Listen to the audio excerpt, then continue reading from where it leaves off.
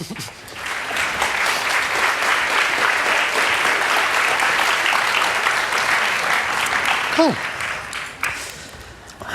Okay.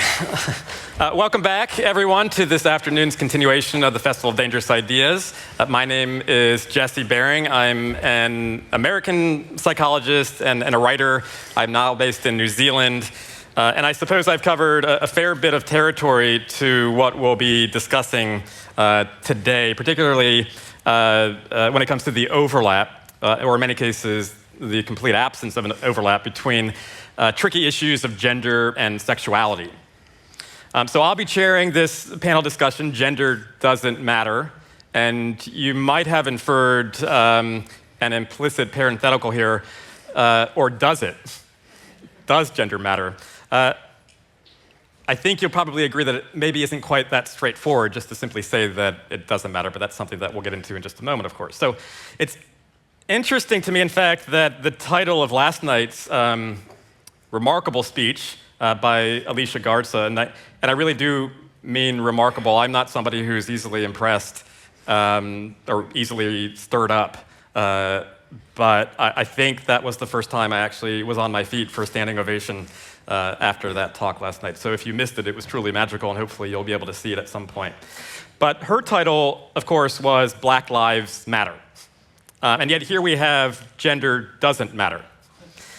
So I guess I'll let you process that discordance for a moment while I introduce to you our three very talented, knowledgeable panelists, each with passionate, but more importantly, in my opinion, informed views about gender, this rather volatile subject in contemporary society and historically as well. Raewyn Connell is one of Australia's leading social scientists. She is best known internationally as a sociologist of gender and a pioneer of research on masculinities, and best known in Australia for work on class inequality and social justice in education. She's the author or co-author of 23 books, very impressive, including Gender in World Perspective, Southern Theory, Masculinities, Schools and Social Justice, Gender and Power, Making the Difference, and Ruling Class, Ruling Culture. Her work has been translated into 18 languages, and she is a long-term participant in the labor movement and peace movement, and is now Professor Emerita at the University of Sydney, so local life member of the NTEU. Thank you.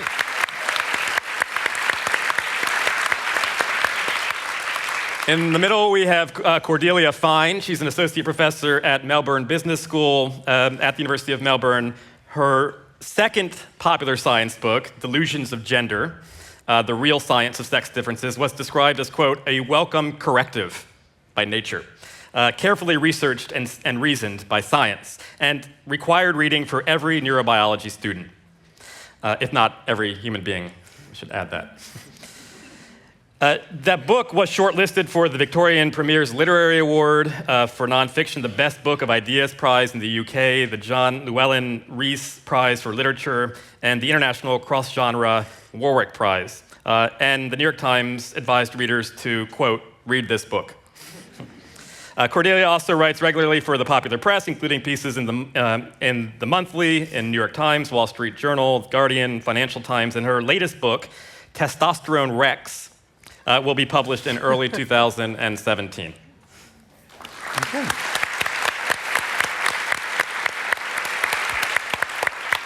And finally, to my left, we have Elizabeth Riley. She is a Sydney-based counselor, an academic, and clinical supervisor specializing in gender diversity. Elizabeth has extensive experiences working with gender-diverse clients and has a PhD titled, quote, The Needs of Gender-Variant Children and Their Parents. Elizabeth also has a master's degree in counseling and provides gender-specific support and counseling for children, youth, and their families. Elizabeth delivers professional development in gender diversity for schools, clinicians, and other service providers, and has 10 publications in the area of gender identity. As an advocate for the trans community, Elizabeth appears for Mardi Gras, interviewing transgender trailblazers, including Chaz Bono and Catherine McGregor. Her media presence includes Insight, 60 Minutes, The Current Affair, The Project, ABC's 730, Radio National, and Triple J.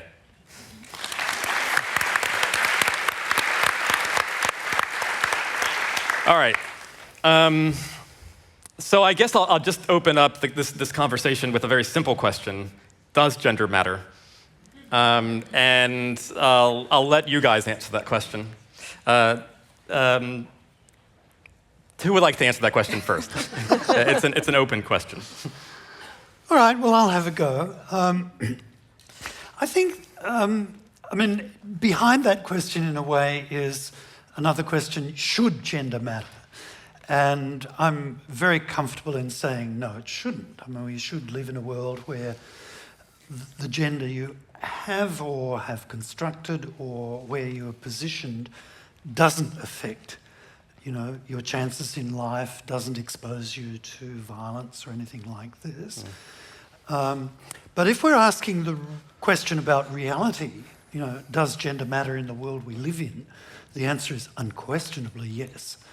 And it matters very strongly for a wide range of people. Like, if you think of probably the most powerful group of people in the world are the people who run the biggest, Fortune 500 transnational corporations, the biggest economic organisations in the world. Now, we know who are running these. They're very conspicuous and powerful people. Their operations affect our lives. If gender didn't matter in reality, 50% of them would be women. Well, of course, what's the reality? Is it maybe 40%? Is it maybe 20%? We're not even in the ballpark. It's 2.4% are women, which means to say that among the most powerful, economically powerful group in the world, 97.6 are blokes. That's a totally masculinized world, subculture, organisations. And it's that kind of fact, I think, that we need to grapple with when we think about the realities of gender. So, Raewyn, we were talking a little bit earlier about what we perceive to be the context in which the title for this panel came about, Gender Doesn't Matter, and that it was sort of a reactionary title to perhaps what's happening in contemporary media. So I just wondered if maybe you could just touch on that a little bit. Yeah, sure. Look, there's a lot of anxiety around gender issues, as you see in media's preoccupation, but also distortions around experience of transsexual men and women, for instance. They're, one of the themes of relatively hostile treatment of such issues in the media is that people who've made a transition or people who are engaged in grappling with gender contradictions are making a great fuss about nothing, and it really doesn't matter at all. We're all post-feminist now. We've all got equal opportunity and so forth. So it's all just political correctness run mad. And I think that's a really, if we're using that word dangerous, that's a dangerous misreading of the world we're actually in. Yeah, because it's a loaded question that I pitched out to you, because you've got, there is the question, does gender matter? And then also, should gender matter? Those are very different, actually, in the insinuations. What do you think, Cordelia? Well, I look at the full house here. I think if gender didn't matter, then it might be would come. Someone's mum or something. I don't know. I think yes, of course, gender matters, and as a psychologist, I'm interested in sort of focusing at the sort of psychological processes that help to give rise to the sort of larger kinds of inequalities that Raewyn was referring to. So being in a business school setting, for instance, I'm interested in how do we get this extraordinary level of inequality at the highest levels of leadership and power. And I think I make a mistake to sort of feel that extraordinary outcomes must have extraordinary causes. So we see just how gendered our society is in terms of who does what and who gets where, which kinds of occupations men and women are in, and how far up they get the up ladders across all industries and sectors and realms of endeavour. And you kind of think there must be some extraordinary, powerful single cause of this. And we think, well, it must be, the chromosomes or testosterone or something like this. And I suppose psychologists have, for many, many years been interested in, well, how does gender, in terms of the stereotypes, the norms, the expectations, how does that influence us both at the individual level and in our interpersonal interactions, and of course at the level of organisations and society in a sort of more structured way. Okay. Elizabeth? Gender doesn't matter. Well, I wish it didn't, but unfortunately it seems that gender in all its forms, whether we're thinking about gender roles, whether we're thinking about gender expression, whether we're thinking about gendered activities, children, the boys go here, the girls go there, and the overlap between the ideas of gender and sex, and people being so obsessed with wanting to know and understand that, I think is a real shame. As Raewyn mentioned, if there was a way to normalise it and not have that be an issue, I think that's where we're wanting to be heading towards. Okay, good. So actually that's a nice place to sort of tease apart perhaps these interrelated constructs, and I think this is important for just everybody to be speaking the same language, because there are, in my mind at least, there are three factors that sort of are oftentimes muddled into one very confusing portrait when we're having these types of conversations. There's gender, there's biological sex, and there's orientation. So I think it would be helpful perhaps to tease apart those three constructs before advancing on to the rest of the conversation where we're focusing specifically on gender. I'll quickly give you just sort of a synopsis of my view of the differences between those three. So for me, gender is between the ears, sex is in the chromosomes, and orientation is what makes you horny. They can come together in all sorts of fantastic and fascinating ways, especially from a sexologist perspective. But they are, and so they're not mutually exclusive. They're overlapping in many cases, but sometimes they're completely orthogonal. But it is important to understand that these are three very different things that we're talking about. So this discussion is about gender, felt gender, which is between the ears. That's my view of things. Raewyn, how do you feel? I'd add to that gender is also out there in the world. It's to do with the way our society is organised, and the way we relate, therefore, to very large numbers of other people. So if you start, mapping the various parts of our social life where gender differences, gender patterns, gender practices appear, then you're looking first of all at the economy, as I've already mentioned. And Australia, we have equal opportunity laws, all right, and some kind of expectation that everyone has equal economic rights. Nevertheless, we have a massively gender segregated workforce in this country, one of the most segregated workforces among the developed countries. We have major economic differences in terms of average income. We think, when you hear a report about the gender gap, 15% difference maybe, or 7% or something, not very much. In fact, if you look at the actual income of women as a group and men as a group, women as a group have about 60% the income of men as a group. And that hasn't been changing very much either. So there are major economic patterns in gender. There are issues about power, issues about interpersonal violence, issues about institutions, where people are located in institutions, how institutions work. So when I think about gender, I guess my first thought is how our social life is organised around the fact that we're, a species that reproduces sexually. Mm-hmm. So we have male reproductive bodies and female reproductive bodies, but everything interesting about gender is how those bodies are incorporated into our social life, what kinds of distinctions and customs and practices we build around bodily difference. Okay. That's gender. Thank you. Cordelia?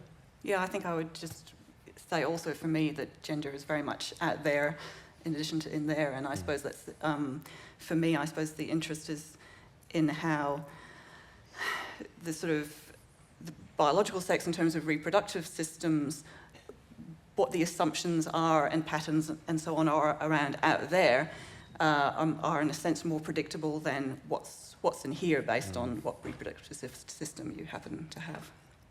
So,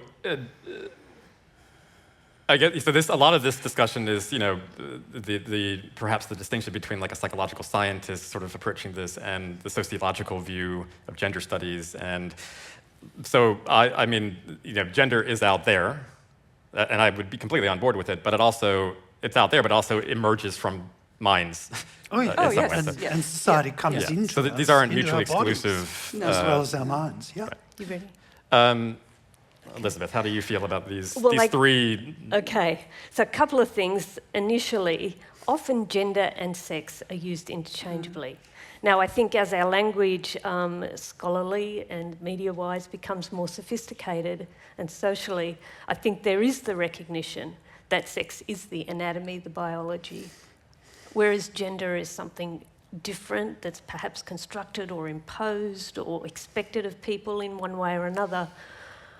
But I also want to mention that there's also intersex when we're talking about sex, and that often gets confused with ideas of gender difference, whereas there's about 50 known intersex conditions, a couple of ones people will have heard of, such as Turner syndrome or Klinefelter syndrome, and there are anatomical differences between people where there's aspects of both the anatomy of what we would consider female and male organs. So that's, I guess, intersex and gender, as we talked about before. But then if we're talking about sexual orientation, there's also the misconception that people who are differently gendered in their expression or identity are perhaps gay or lesbian or bisexual. And it's very important to separate those concepts so that they're not overlapped. I mean, I often say for a whole number of my clients, I don't know their sexual preference. So it's a very different idea and a very different issue for people. Is it important to know? Is that for relevant? For some people it is very important, and for other people it isn't. And I think what's very important about people with differences in gender identity and expression is that they are as different from each other as we are from each other. There's this expectation that there's some kind of formula. Yeah. And I guess I just want to make it clear that there's no homogeneity there, just as there isn't with us. So why do you think there is that persistent misconception or this conflating of gender and at least sexual orientation? Why is that so difficult for people to get their heads around? Okay. Like for me, it's quite obvious what these differences are, but it doesn't seem like that's penetrating into the popular discourse. Okay, there's two key things here. One is the LGBT acronym. So I think there's a lot of people who are differently gendered or have a different gender expression. They don't identify as queer. They don't see themselves as under that umbrella of LGBT, even though we think about it that way. So I think that's the first thing. The second thing is that there is research that gay and lesbian people as children have gender variant behaviours, and that gender variance in the young LGBT and adult community, I think people misinterpret that as being a difference in gender identity when it's often only a difference in gender expression. So I think that's when we get gender this, gender role, gender expression, there gender are. behaviours. I remember writing about this was a technical term actually in the sexology literature. Pre-homosexuals being much more likely to be gender variant, and that being sort of a reasonably reliable predictive factor in sexual orientation in adulthood, the degree of gender variance in childhood, and. That is what it is in some respects. I mean, it is oftentimes a fairly reliable indication of, or the likelihood of somebody growing up to have a same-sex attraction. I guess I'm a gay man, but I guess I was androgynous in many ways, and so it's not surprising to me looking back at some of that and looking at the earliest birthday party celebrations, and all my friends were girls. So it kind of makes sense in many ways for me. So I think it is, although these are separate constructs, there are interesting ways that they come together. I just have to say that when you say that's a kind of reliable predictability, that we don't know. Some children who are gender variant may have a difference in gender identity. They may not grow up to be gay or lesbian. No, that certainly happens as well. So we need to be clear that certainly happens, yeah. And it certainly doesn't apply to every gender variant child. Yes. But I guess in terms of like aggregate statistics, there is some currency to those pre-homosexual. Okay, I want to add in claims. another gender here, gender dysphoria, and it's the gender dysphoria that distinguishes between those children who will be perhaps gay or Yes, lesbian, absolutely. or in fact will have a difference in gender identity. Okay. Somebody mentioned the word queer. Who was that? Was that you? Yeah. Okay. So this is a question, I guess, and you can answer this question. Anybody can answer this question, but maybe Cordelia, I'm mostly interested in your response to this question of this. There's a language that's used in gender studies, sociology, that, in my view at least, looking at the sex research literature and the psychological, clinical psychology, empirical research in the field of sexology, words like queer just simply aren't there. And I guess the reason for that is that you can't, to me, even that word queer is, what does it mean? To me, it's like a completely amorphous, non-veridical term that doesn't actually map onto any actual reality. What is it? Can you operationalize it? So in other words, I guess my question is like, where there is a discrepancy, it seems to me, between disciplines and the language that they use. And my perspective, at least, is that the popular discourse has gravitated more toward the gender studies, sociology, identity formation work, and has discarded largely those that don't give a lot of mileage to just people sort of defining themselves in these elusive ways. I think being in a field where we don't use terms like these, I'm probably the wrong person to answer this question. I'm probably not the right person to give an informed answer on this. I mean, I think in terms of the popular discourse, the kinds of things that I look at is not the discourse that you're referring to. It's a sort of much more, go into the bookshop and go to the self-help book, and it's why men need sex and women want love. Men are from Mars, women are from Venus. That's the kind of popular discourse, I suppose, that I'm very familiar with, and really became interested in this topic because of reading a parenting book. Like, I'm one of these parents who likes to read about how to be a good parent. Go away, I'm reading a book on how to be a better parent, don't disturb me now. And I became very disturbed about the way that neuroscience was being misused to kind of shore up old-fashioned gender stereotypes. Oh, look, neuroscience has shown that it's in the brain, it's innate, it's hardwired. Right. So I've really been interested in how it's just actually science itself has been influenced to some extent by these cultural assumptions about gender and sex and differences between the sexes, but I'm probably not the right person to answer so I guess that question, I'm sorry. Maybe Raewyn might have more insight into that, or Elizabeth, but I guess just to broaden that out a bit, the language that is used about inherent or innate brain differences between males and females, and what sort of your gauge of what society thinks versus the scientific facts.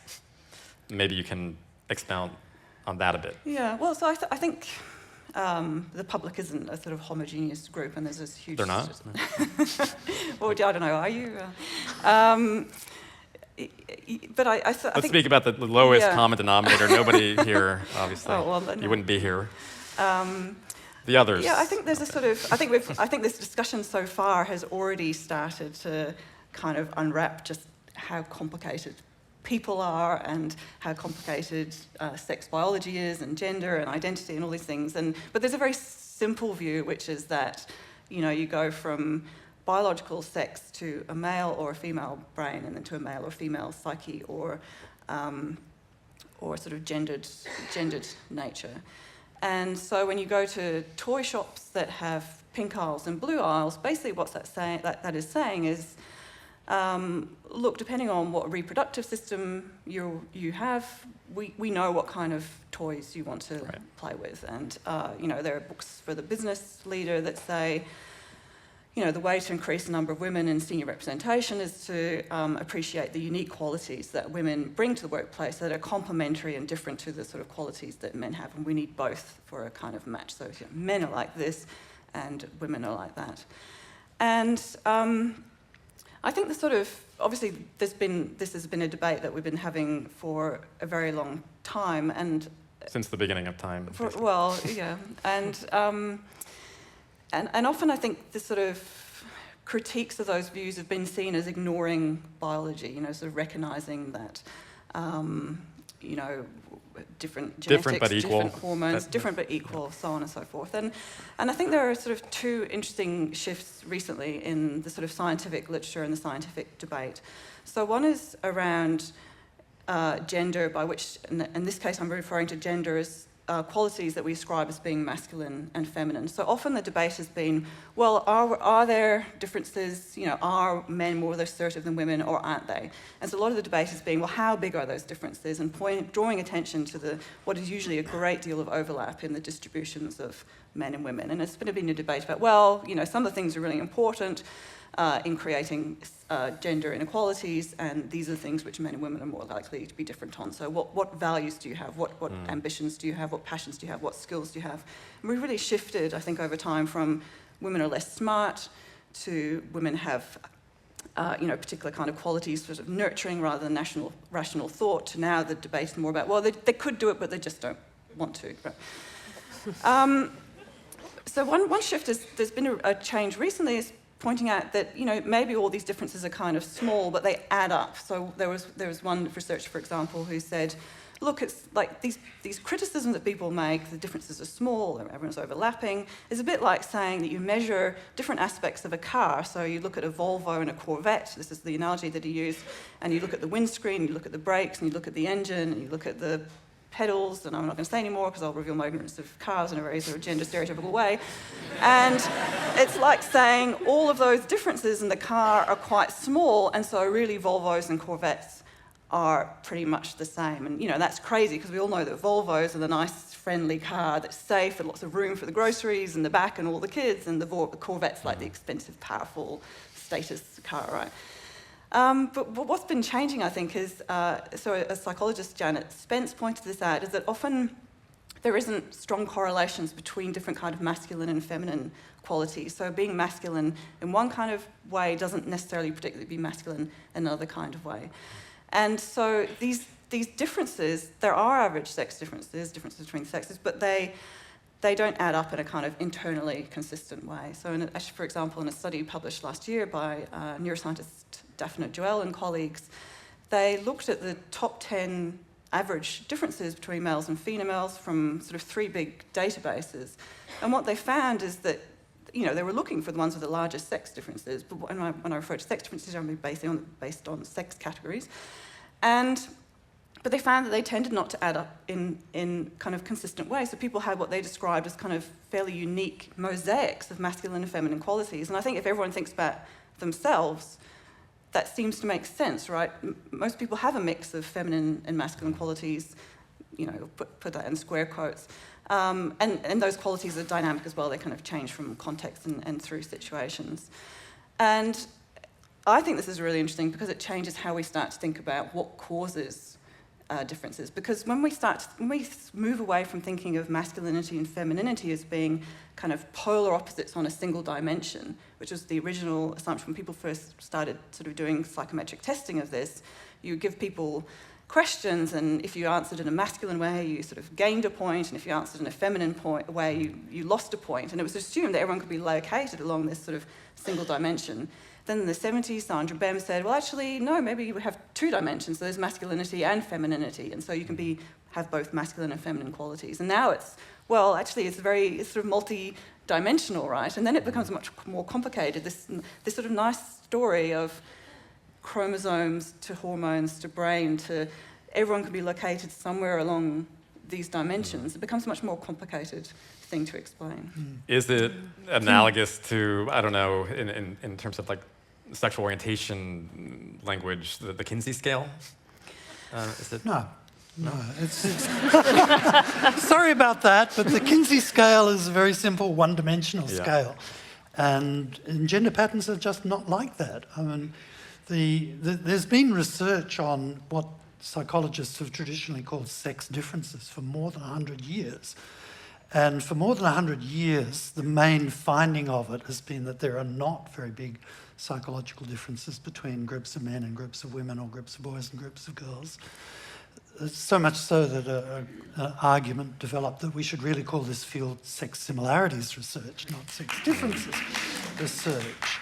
And as the field has got more sophisticated techniques of statistical analysis, it's become clearer, I think, that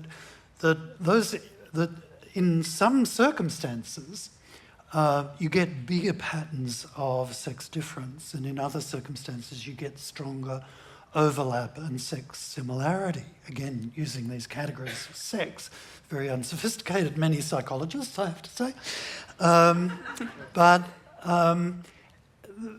What to me is intriguing is that the circumstances are, for instance, a change over time, or different social classes, or different racial groups, or different nationalities, which is to say that the patterns of gender difference are shaped by the social circumstances people find themselves in, and the pressures of the whole social environment.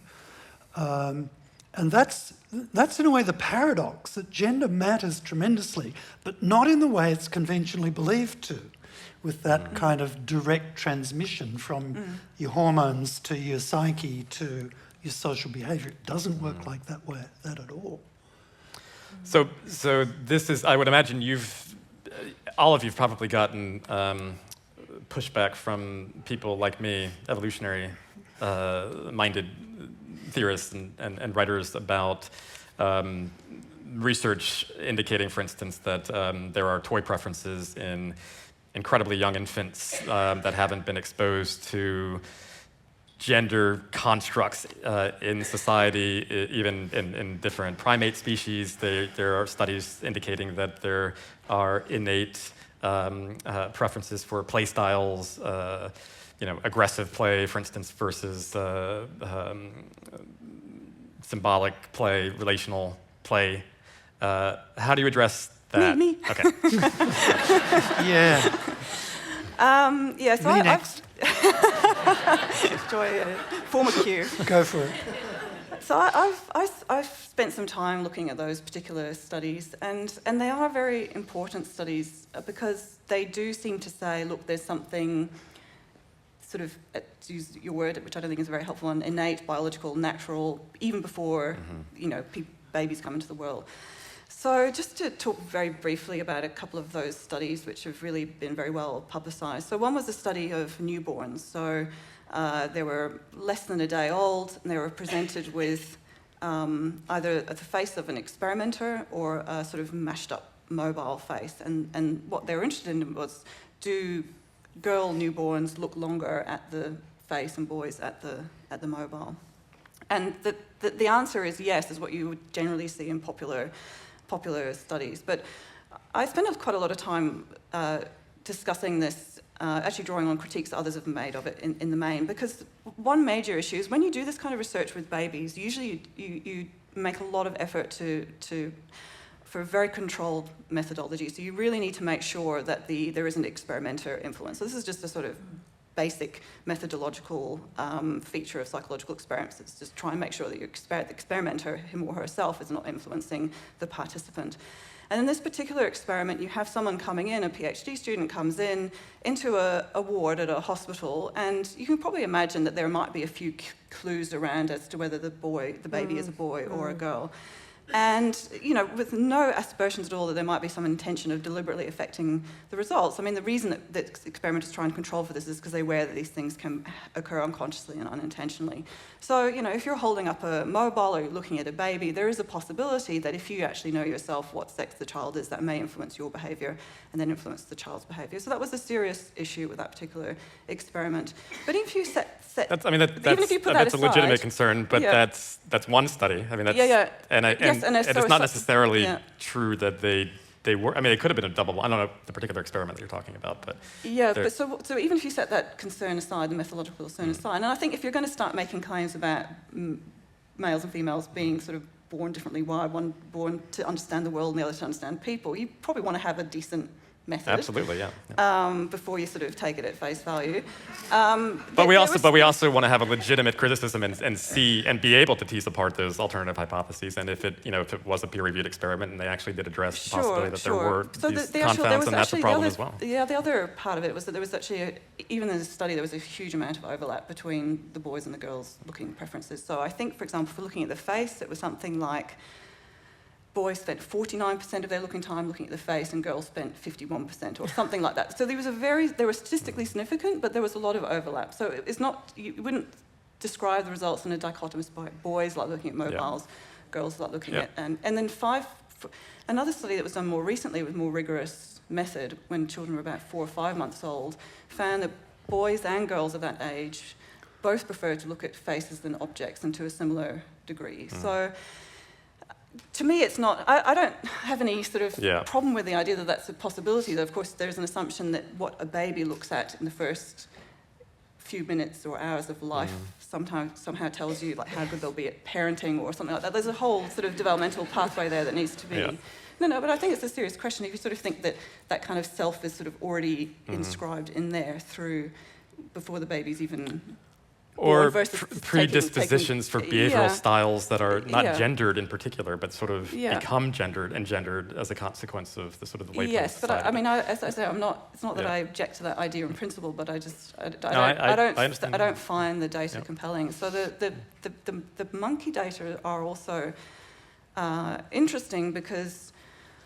So there were 2 studies, one with vervet monkeys and one with rhesus monkeys, and they found that there were sort of sex differences in what toys the monkeys like to play with. But I think what's interesting about those studies, and I do talk about these in my book as well, is that there's actually inconsistency across the vervet monkey study, the rhesus monkey study, and the sort of human children literature. So when you look at them in isolation, they seem to offer...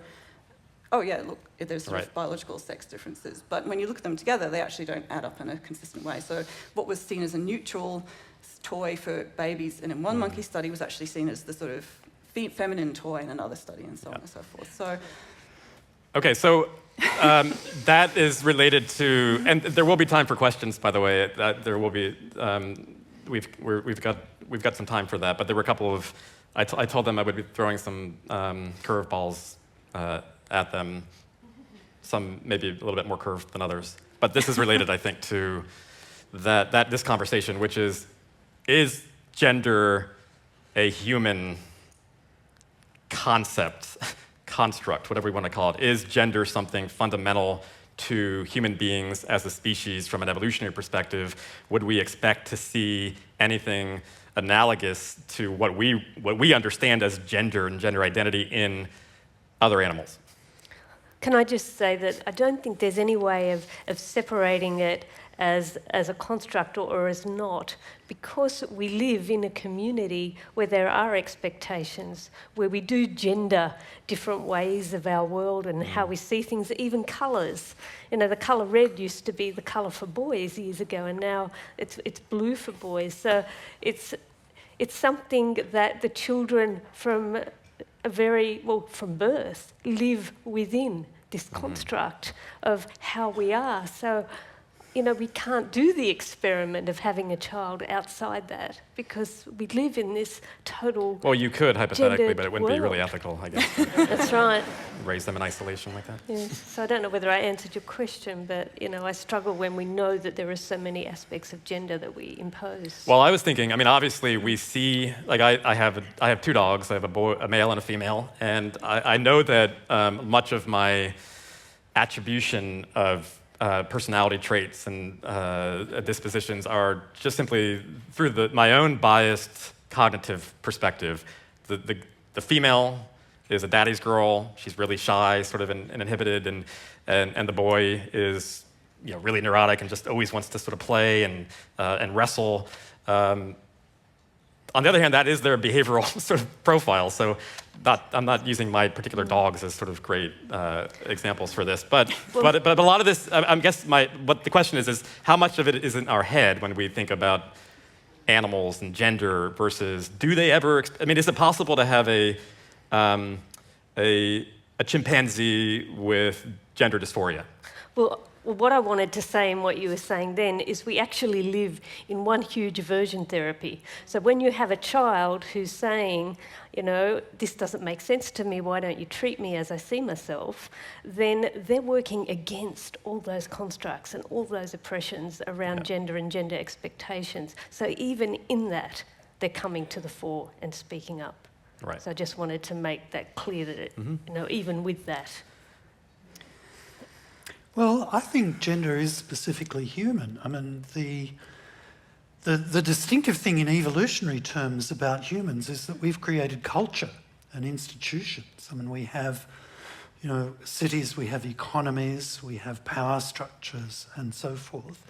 And, we have the geologists now talking about the Anthropocene, now that we've got the anxieties about climate change. But in fact, evolution as a process began to be transformed about 3 million years ago when you began to get human social groups emerging. And once you began, or hominid at any rate, and accelerated really very fast again once you got anatomically modern humans some 50,000 years ago, or thereabouts. But what's distinctive is our social structure. Our capacity to mobilise workforces, our capacity to build cities, to create economies and technologies, develop knowledge and so forth. And this is not something which is simply given by the characteristics of our body. This is something given by human cooperation. And it's at that level, I think, that we the have allocation to pose of roles, the question. like gender roles for... Gender roles is part of it. One of the things that happens as society is formed, you have to reproduce it. So you have to be concerned with how the population is reproducing itself over time. We have to have institutions that organise the way we care for children, the way we create parenthood, create kinship. And these arrangements change over time. These are historical, not fixed by biology. And that's the pattern of change that now dominates in human life, that in fact now dominates the natural world is human society. So it's there, I think, that the real questions lie. And I do think that the constant appeal to biology and biological difference, which is so pervasive a form of a pattern in popular culture, in media, and even in the thinking of researchers, and accounts for a lot of the kind of research we've been talking about, which is very repetitive and hasn't changed all that much over 100 years. A lot of the reason for that is people's need to justify the social arrangements that they're familiar with, and think that those social arrangements must have, if God isn't justifying them, then evolution must. But in fact, they're historically constantly changing. So the gender division of labour, what men and women do in society, that changes historically, fairly fast. I'm really glad that you brought up God, actually.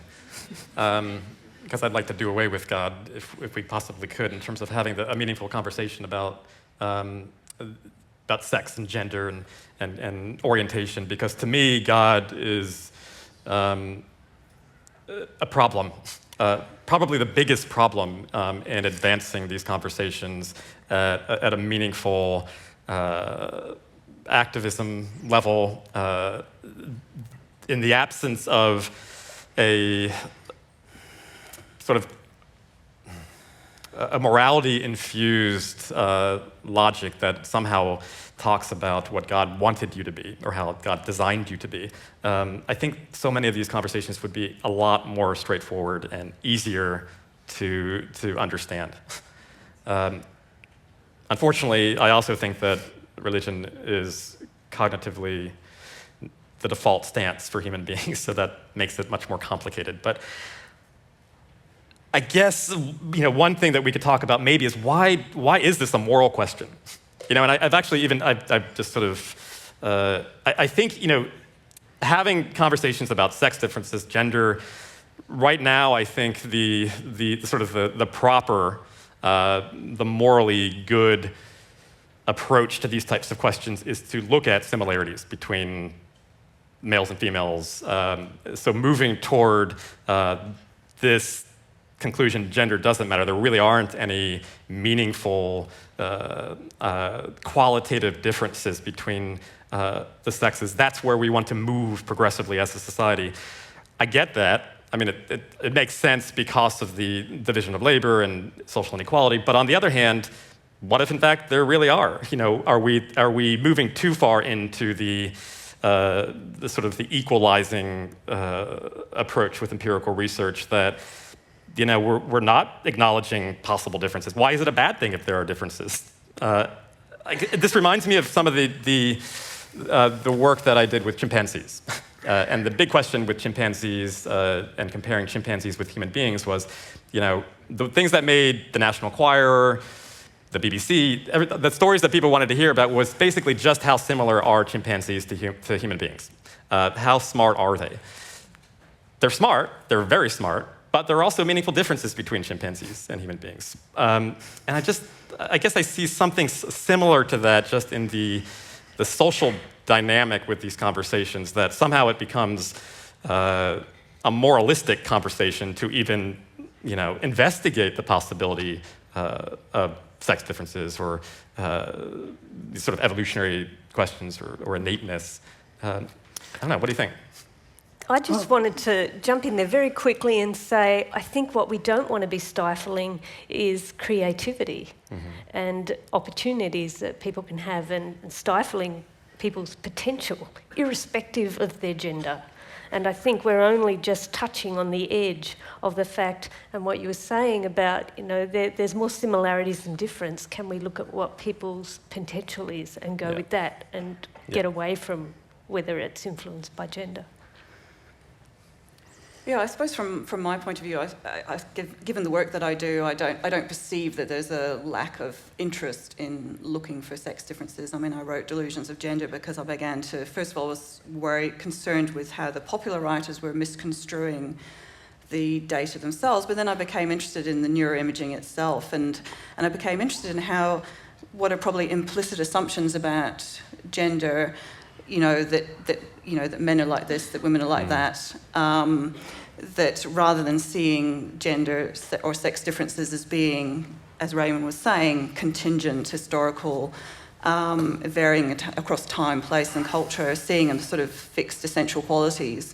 And that was influencing what research questions were asked, what assumptions were made, what conclusions, what sort of speculations were made. So, for example, if you do a study where you simply compare a bunch of men and a bunch of women, you get them to do a task, you do a brain imaging study, and you find some statistical differences in the brain activity, which, by the way, you will tend to find even if you take a small bunch of people chosen randomly, because there's just a huge amount of noise in brain data and lots of degrees of freedom in how you analyse it.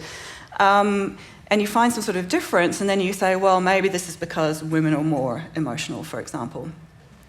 What you're guaranteeing, if that's the end of your study, is that you will not find any data that can challenge the idea that those differences are not fixed, universal, generalizable. So if you don't then use it as a starting point, okay, well, if we look at these groups of people, or we put them in this different social context where we know from social psychology actually men and women's behaviour becomes more similar, or actually let's not use this crude measure of what genitals people actually have, but what are we actually interested in? Is it empathy? Is it spatial skills? And let's divide up our group that way rather than this very, very crude proxy of sex. Yeah. And then we can actually start to do better science and more interesting science. Yeah. And I completely agree. There's absolutely no lack of interest in investigating sex differences in science, but I think that it's a different conversation that's happening in the rest of the world that isn't necessarily, I think that they see oftentimes any investigation of sex differences as somehow being misogynistic or wrong in some sort of moralistic sense. So that's where I guess I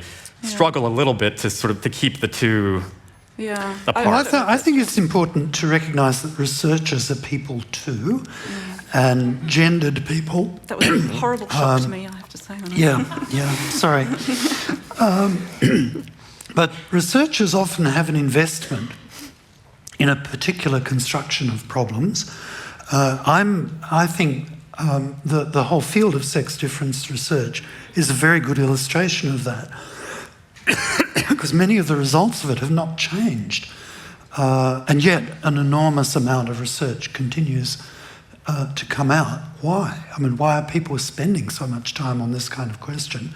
And I think it has a lot to do with the investment that the society and the culture, as well as people as individuals, have in a particular view of gender and, the justifications for the world that they're in.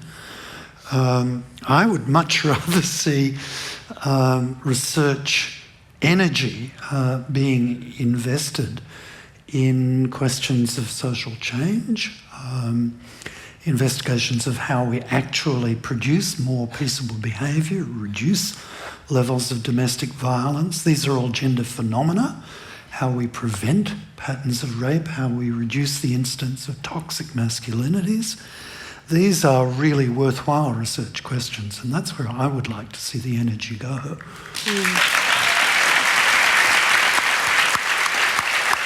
Thank you.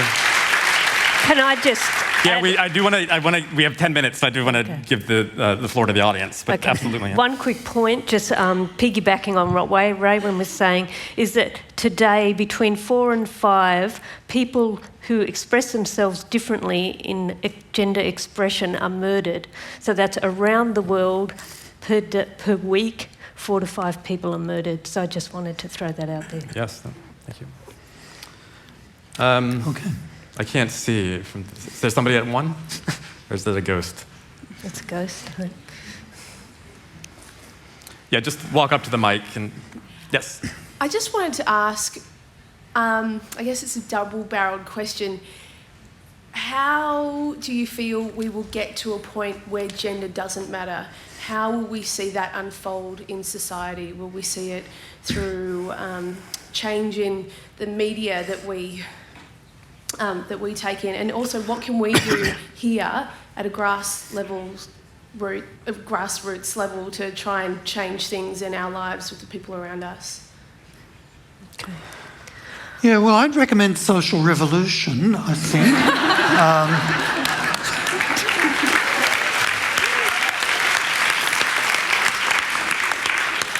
That is to say, I don't think that gender will cease to matter at the level of personal life until the stakes in your gender practice or your gender position differ among different social groups, among different gendered groups.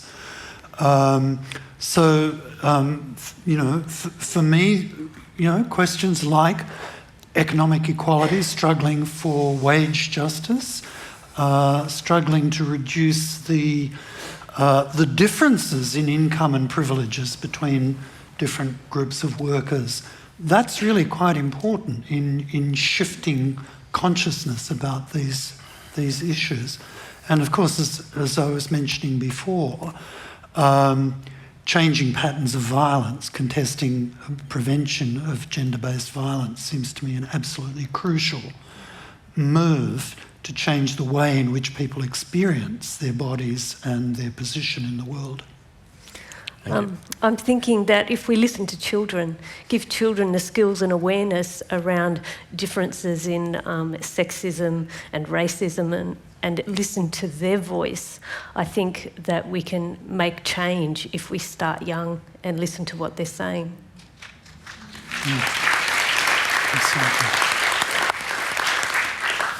Number 2. Hi, I'd like to answer the question for question number 1. I work in early childhood. I've spent a lot of time with babies and young children in the community and in the hospital. And I have noticed, and I think anecdotally it's been proved, that there's very little difference between the parenting capacities of men and women.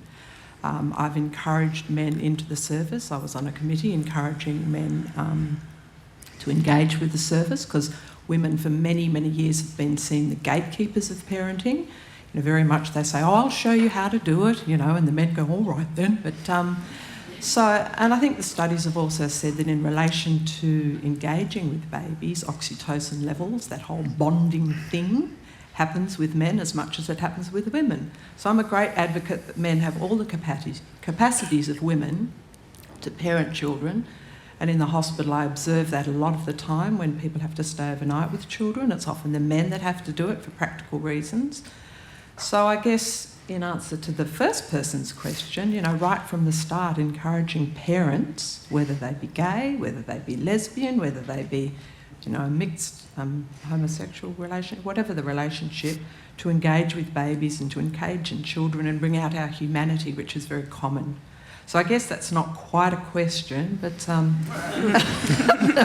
Thank you for answering that. Moving on, we've actually got we'll take number 1. Yeah, hello. Thanks for the talks, they were great. So my question kind of wants to kind of expand the question of how gender matters, and I think that it's important to discuss kind of the differences between genders and how that affects us personally. But also, I mean, I'm intersectional in all of the activism that I do and all of the theorising that I do. And I think it's important to look at how gender influences things like race and sexuality and all kinds of other things like that. I have a specific question with regards to that, and it's with regards to the issue of animals and treatment of animals in our society. There's a book by Carol J. Adams called The Sexual Politics of Meat, which is, I think, about 20 years old now. In that, she discusses the ways in which masculinity informs the way we relate to animals and meat consumption. Like ideas of like real men eat meat, which kind of reinforces this toxic masculine view that to be a man you have to consume these animals and you have to dominate animals. And as well, kind of the way like in animal agriculture, how female bodies and reproductive systems are objectified and commodified and abused in ways which you can draw comparisons to the way that women are treated in society as well. Okay, so that's a great point. Do you have... Yeah, I was just going to...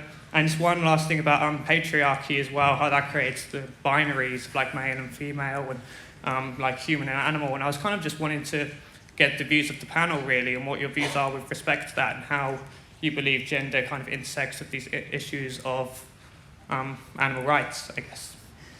Thanks. There's a curveball for you. That's a huge... I'm sure many people here will remember that wonderful advertising campaign by the meat industry in New South Wales, Feed the Man Meat, and expressing contempt for rabbit food and so forth.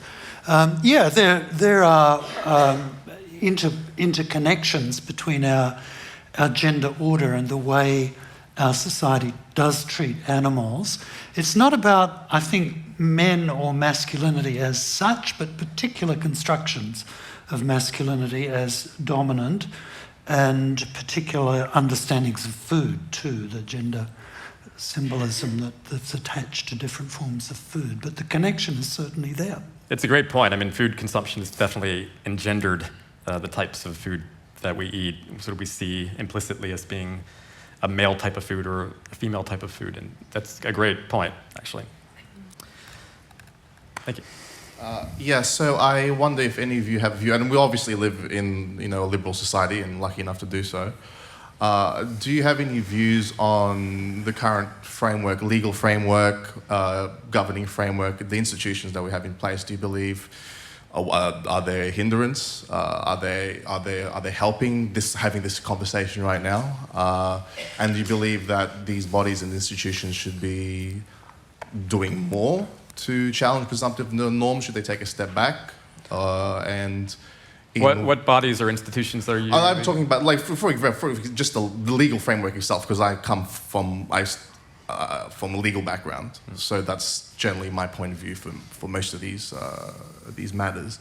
So, do you think the law gets in the way of equality between men and women? Or do you think the law is able to be used in a manner that promotes equality between men and women? Or do you think it's not relevant at all? I think that obviously equal opportunity legislation is a friend rather than an enemy, but of course there's the law and then there's the actual practice. I think generally with all these kinds of issues, something about, I mentioned before this idea that inequality arises because it's so striking, you feel like it must have some very big cause, but it's just lots and lots and lots of little things, and if we don't sweat the small stuff, and the big stuff will never change. And that's why it's concerning to me that, we sort of have this gender fatigue, and so people who say, no, hang on, well, this is sexist, or what about this, or maybe we could do it this way, or maybe we shouldn't have, can't we get a woman for this panel? This kind of cries of political correctness. It's, everyone's gone mad, everyone's too sensitive. And I think there are questions always around, where can we best put our energies, where can we best put our efforts, and where is regulation appropriate, and where is it inappropriate, or conflicting with other kinds of values that we have, or just inappropriate, or everyone just going to get people's backs up and be counterproductive. Yeah. And I think you just have to think about those on a case by case. I think as a science, I think we need a militant middle, basically. I think that, we don't want to be too sensitive, we don't want to be too insensitive, we want to be just the right sort of science-minded. Yeah, we don't sit on the fence. I totally get what you're saying. Yeah. We're out of time. I know that there are a couple of questions still in the audience. Raewyn and Cordelia, I believe, will be signing books out in the foyer. So you can reserve your questions for them there. Otherwise, you'll probably see us around, floating around. I don't want to speak on your behalf, but I'm sure you would welcome further conversation as well. But please join me in giving a round of applause to our panelists. And thank you.